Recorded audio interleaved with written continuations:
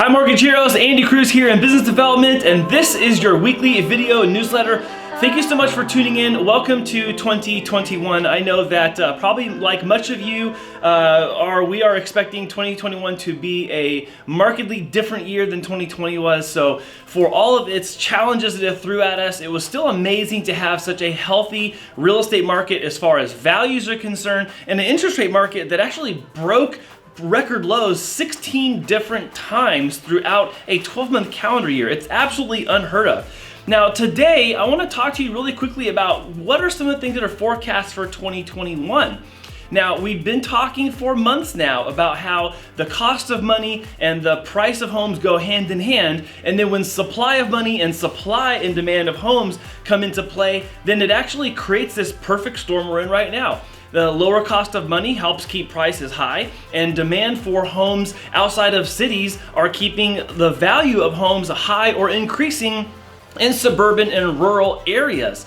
So that means that you have more people trying to find more people trying to buy a house than there are houses on the market to buy. That is going to continue in 2021. Now, we did see a big increase of new building permits in 2020. We saw a lot of new building home starts in 2020, and that's actually going to have some conclusion in the spring and summer of developments and entire neighborhoods being finished. Now, not all that's going to be here in San Diego, because San Diego, of course, has to always create new space and make new land available to do that. But the general sense of there being more supply in the market is definitely coming.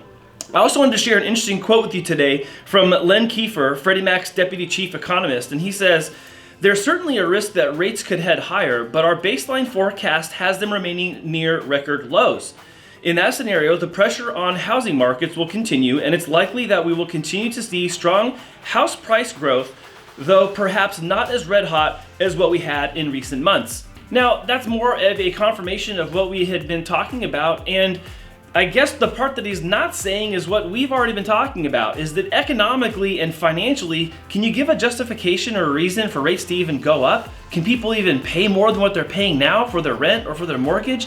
I don't think so. And when you couple that with the employment data and the jobs difficulty that we're having, and we're seeing this all over the news, and you're seeing it firsthand in the people's lives of your neighbors and your family and your friends who either have lost their job, they have less hours than they have before, or they're having to work in multiple places to try to make ends meet these days. There are definitely changing times upon us right now. So I think the unsaid part of that quote is just as important as the said part of that, in that the employment market and the jobs data is really going to be critical moving forward into 2021.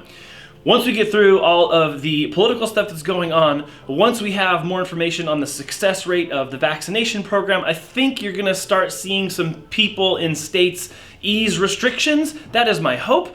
And with that, I'm hoping that we'll have a return to what we thought was normal before in real estate, which is that people can go see open houses, people can look at neighborhoods a little bit more openly and freely, and then be able to successfully migrate into that move-up home or even that downsize home if that's what they're looking for. So I wanted to start off this week with good news about rates, not just from me and our opinion, but from Freddie Mac themselves, looking that rates are going to remain low into 2021 and probably for the foreseeable future until we can justify there being any reason for them to increase and for the cost of our money to go even higher.